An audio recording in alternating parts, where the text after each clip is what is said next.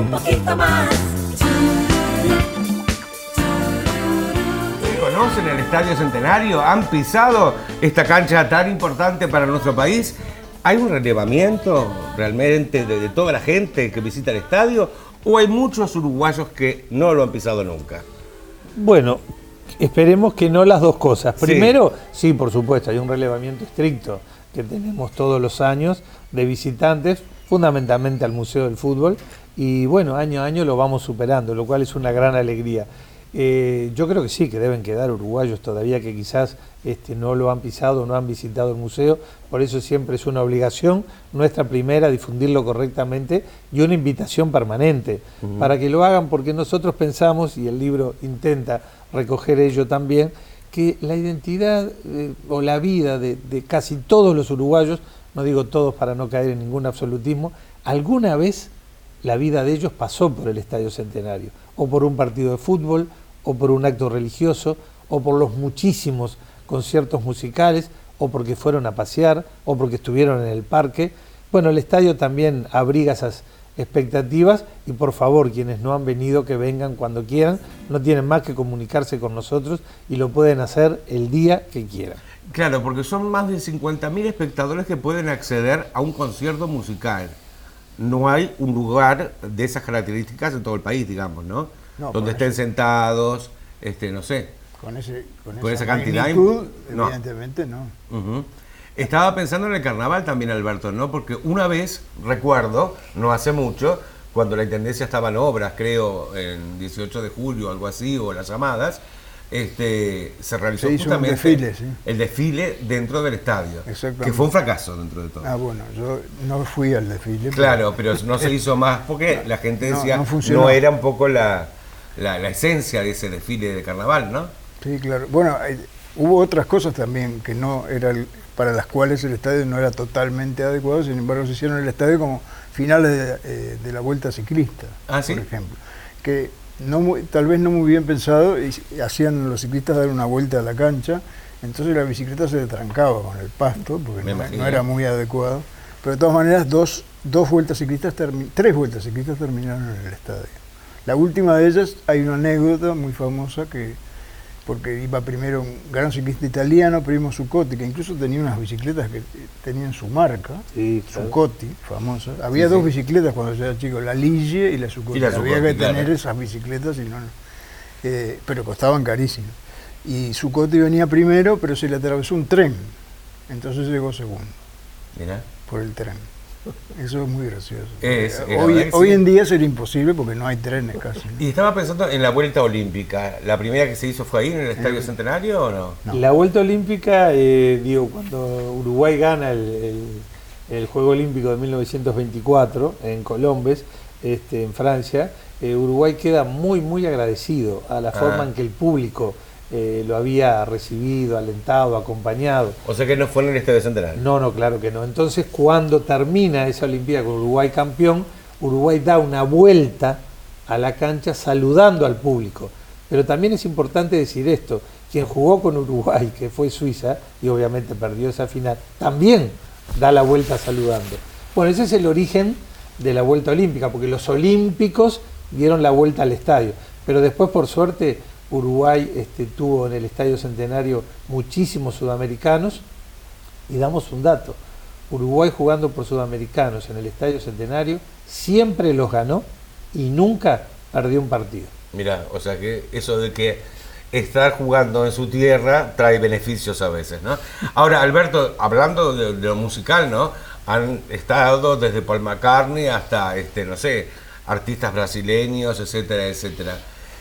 ¿Qué recuerdo tienes más del teatro, de la parte teatral o artística dentro del Estadio Centenario, de algún artista en especial? Nosotros, de las decenas de espectáculos muy importantes, escogimos 5 que son muy emblemáticos, entre los cuales está los 2 recitales del regreso de Alfredo Zitarrosa y de Los Olimareños. Los Olimareños, ¿no? Que no solamente fueron espectáculos musicales, sino que fueron espectáculos, digamos, de una trascendencia histórica, porque reflejaban que el Uruguay estaba de alguna manera volviendo a su sistema normal. Y ahí fue con un lleno total, no total. 30, en realidad no, porque no se habilitó todo el estadio, eran unos 35.000 espectadores aproximadamente. Y contamos anécdotas, esos dos recitales los investigamos particularmente y tuvimos entrevistas con los guitarristas, no con Citarrosa, que ya no se puede, pero sí con los guitarristas, con la familia de Citarrosa, y después con el recital de los olimareños. Nos entrevistamos con Pepe Guerra, que nos dio una entrevista muy interesante y que además cuenta algunas anécdotas.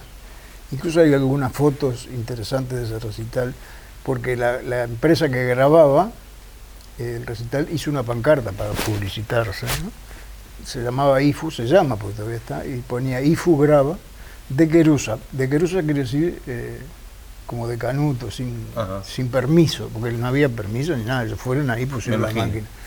Y entonces, como llovía mucho, al final la pancarta la usaron de techo para el concierto. Está la foto de Pepe Guerra y Braulio con la pancarta arriba. Estaba pensando un poco en la exigencia que puede tener un artista internacional, ¿no? Porque estar al aire libre a veces no es lo mismo, y sobre todo la parte de amplificación. Sí. Y más, bueno, en este tiempo, lógicamente el Uruguay ya se ha ayornado mucho en cuanto a equipos, ¿no? Pero en aquella época hubiera sido difícil consolidar la parte acústica, ¿no? En estos dos recitales, decís tú. En esos dos, por particularmente, ejemplo. Sí, era muy incipiente todo, y además en el recital de Citarrosa creo que hubo un apagón, que se dijo que era intencional, porque había gente contra, digamos, de Citarrosa.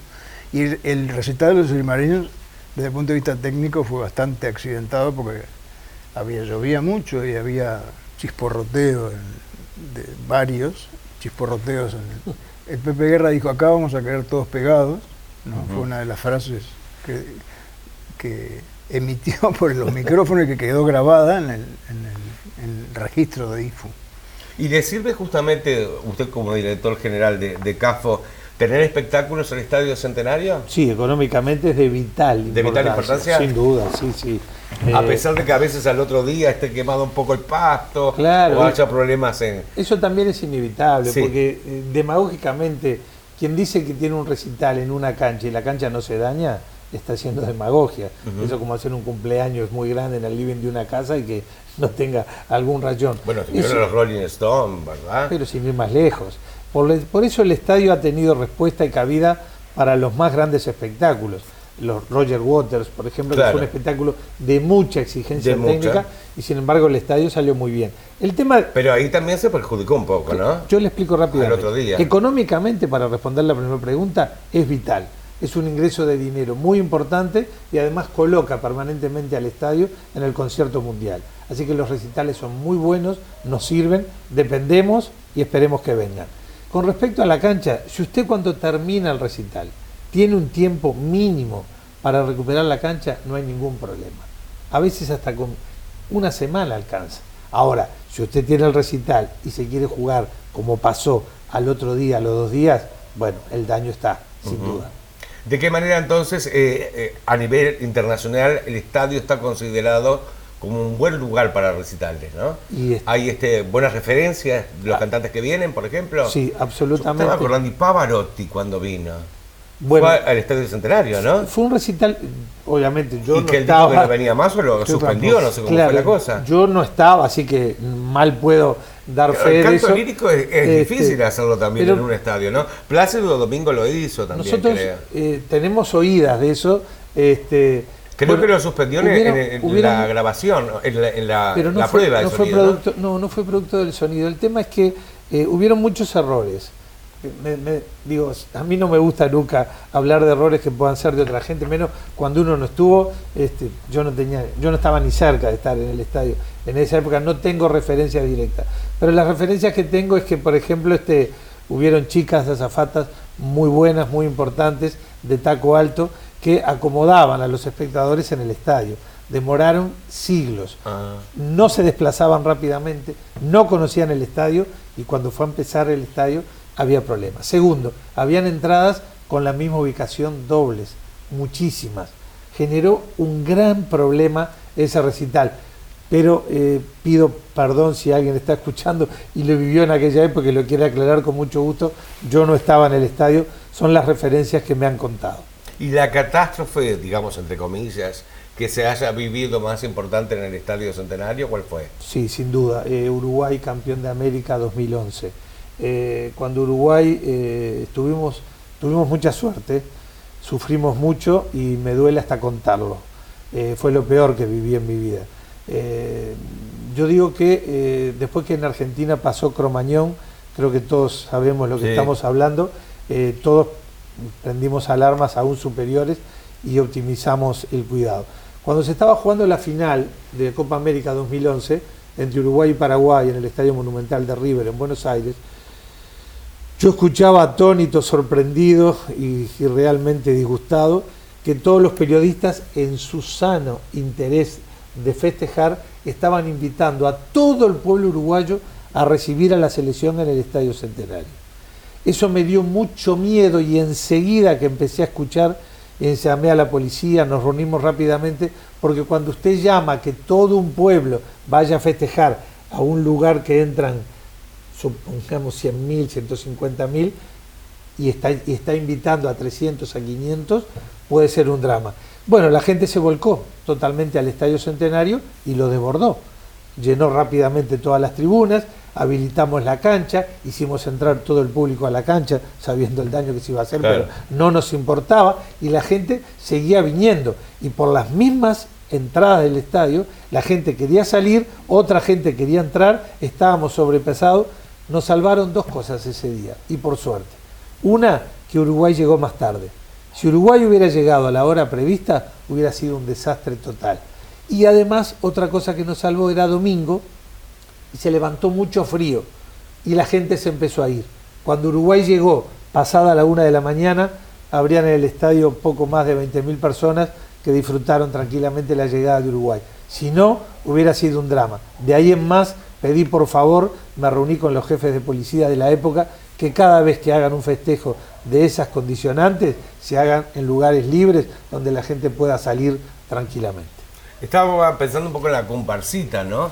¿Y la comparsita se tocó muchas veces en el Estadio Centenario o no?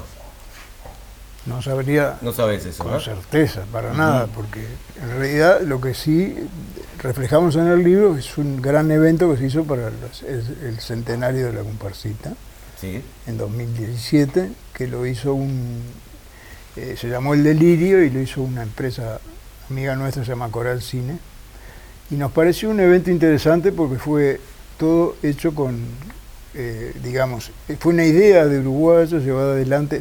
Todos saben que aquí en Uruguay que la comparsita es uruguaya, pero fuera del Uruguay eso no es tan conocido. Es más, la mayoría piensan que es argentina. Sí. Entonces, reflejar también la parte identitaria fue importante para los uruguayos. ¿Por qué este libro es importante también? Hay que pensar que fuera del Uruguay tenemos muy pocas armas, digámoslo así, para hacernos conocer, y una de ellas, y tal vez la más importante y la más conocida de Uruguay fuera del país, es el fútbol. Sobre todo, digamos, si hablamos de Argentina, Brasil, bueno, países cercanos saben qué es Uruguay y dónde está, pero si te alejas un poquito más, ni siquiera en España. Una vez yo viví en España y estaba con un amigo español y me dice, ¿de dónde sos? De Uruguay. Y me dice, yo tengo un amigo en Venezuela, como si Venezuela quedara acá a la vuelta, ¿no? O sea, ellos no tienen ni idea ni les importa. Entonces nosotros tenemos que, por ejemplo, el hecho de que Suárez, Cavani, Godín, Jiménez sean jugadores de fama mundial, para el Uruguay es muy importante, porque son jugadores que todo el mundo conoce, literalmente todo el mundo, porque el fútbol es importante en todo el mundo. Tal vez en Estados Unidos es el país donde todavía no tiene un desarrollo acorde a la población, a pesar de que como hay muchos latinos, se va avanzando cada vez más. O sea que el fútbol es el embajador por excelencia del Uruguay, ¿eh? No tenga dudas. Hacemos una pausa y vamos a hablar del Museo del Fútbol, que mucha gente no conoce, ¿eh? Los invitamos a conocer.